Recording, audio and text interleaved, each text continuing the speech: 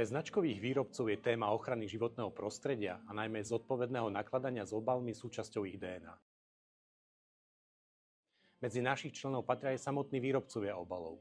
Som presvedčený, že sme rešpektovaným subjektom nielen na lokálnej úrovni, ale aj európskej.